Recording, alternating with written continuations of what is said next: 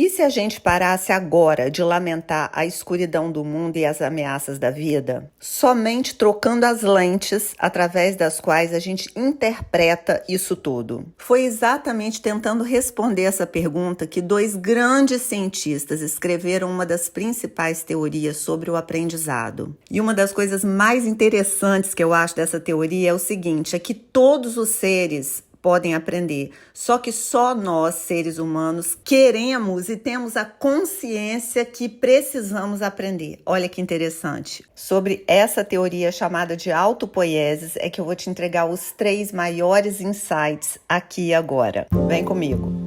Eu sou Ellen Dalla e te convido a mudar a sua realidade, mudando a sua mentalidade. Bom, antes de te entregar os 3 insights, eu vou te contar primeiro como é que foi o experimento mais ou menos. Humberto Maturana e Francisco Varela, no livro A Árvore do Conhecimento, descreveram um experimento simples que eles fizeram em torno do aprendizado e como que o aprendizado acontece e como ele transforma a gente. Então, eles pegaram uma salamandra, na época ainda podia fazer esses experimentos com animal, e viraram o olho da salamandra 180 graus. E por incrível que pareça, o que eles observaram a partir daí foi que quando eles colocavam um inseto na frente da salamandra, ao invés dela lançar a língua para fora para capturar o inseto e comer, ela lançava a língua para dentro. Ou seja, a nossa forma de enxergar a realidade e agir a partir daí depende muito mais de correlações internas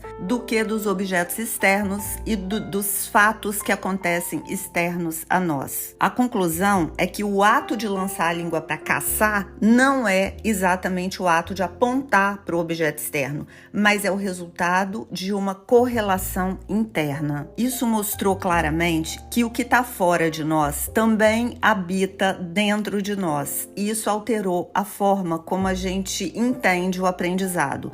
Nós criamos imagens das coisas e das pessoas, até da gente mesmo. E essas imagens internas que a gente cria sobre tudo, às vezes não são exatamente aquilo que está diante de nós. É por isso que a gente não pode se aprisionar somente no conhecimento que a gente já tem, mas se abrir para o processo do aprendizado. A partir daqui, eu vou te entregar 3 grandes lições que o experimento da salamandra nos ensina. Primeiro, nós somos criadores de mundos. Eu, você, todos os seres humanos temos a opção de criar o mundo que nós vivemos a partir dos significados que a gente atribui às coisas. Nós criamos vilões, nós criamos heróis, nós criamos vítimas, nós criamos dificuldades, alegrias e felicidades. Nós criamos a nossa própria história e reagimos à realidade de acordo com o que nós sentimos dentro da perspectiva do nosso mundo interno.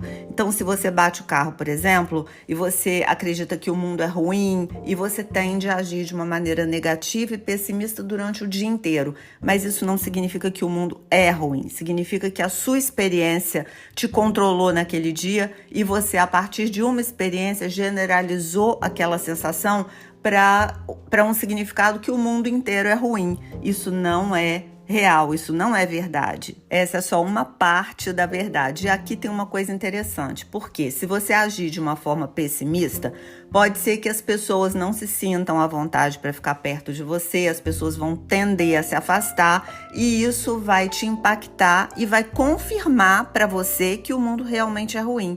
Então, a partir disso, você adota uma outra ação ruim, cria um ciclo que só vai te confirmar a ideia que você já tem. Por isso que a gente cria o mundo ao nosso redor. É esse ciclo que se retroalimenta. Uma pessoa, por exemplo, se ela for grossa comigo e eu não devolver essa atitude, porque afinal de contas eu, dentro de mim, interpreto isso fazendo outras correlações, a minha reação vai produzir um mundo melhor, vai gerar menos impacto e vai produzir uma reação diferente naquela pessoa que foi grossa comigo. Ela não vai ter espaço para expandir essa grosseria e essa atitude pessimista. Ou seja, somos protagonistas e coadjuvantes ao mesmo tempo. A gente vive nesse balanço. O lado positivo é a força que a gente tem de criar mundos e isso ninguém tira de nós. O lado perigoso é que a gente pode ficar cego e acreditar somente na nossa versão, que a nossa perspectiva sobre a realidade é única e ela é a única verdadeira. Esse é o perigo.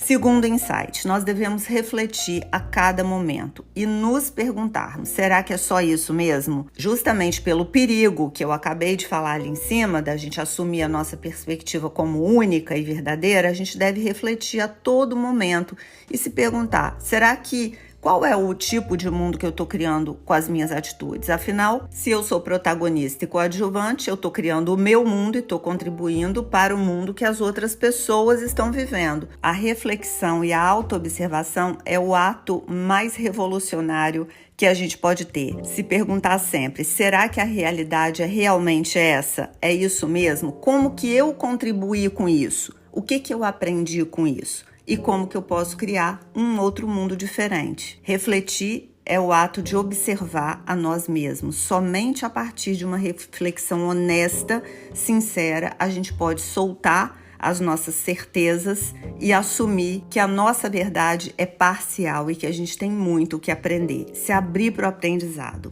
Terceiro insight, a gente só consegue construir uma realidade alinhada através do diálogo, óbvio, porque se cada um de nós constitui um mundo próprio de acordo com as emoções e com os significados que a gente já traz aqui dentro, como que a gente pode alinhar aquilo que a gente vê com aquilo que se apresenta diante de nós? É através do diálogo que a gente constrói essa ponte e que a gente ajusta isso que está acontecendo. Ao criar uma imagem sobre o outro, você se relaciona com a imagem que você criou do outro e não com a outra pessoa em si.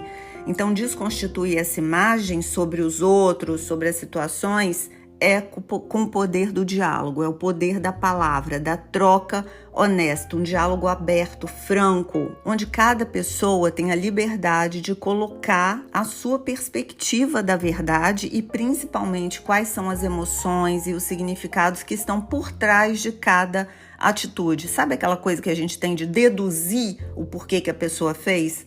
Pois é, isso é super perigoso. Um ambiente seguro para o diálogo é a melhor forma da gente construir relações saudáveis. E esse é o grande diferencial que vai fazer com que duas pessoas ou mais pessoas caminhem na mesma direção. É o poder do diálogo honesto, sincero. A fala aproxima, o diálogo saudável ajusta e alinha. Sem uma boa conversa, a gente vive cada um no seu próprio mundo, sem uma conexão. E o diálogo promove o ajuste da relação. E aqui eu vou te entregar para a gente fechar uma chave poderosa. Não se esqueça que o invisível move, mas o visível orienta. O subjetivo move, mas o objetivo orienta. O poder do diálogo. A palavra cria e constrói realidades. Eu te vejo aqui no próximo episódio.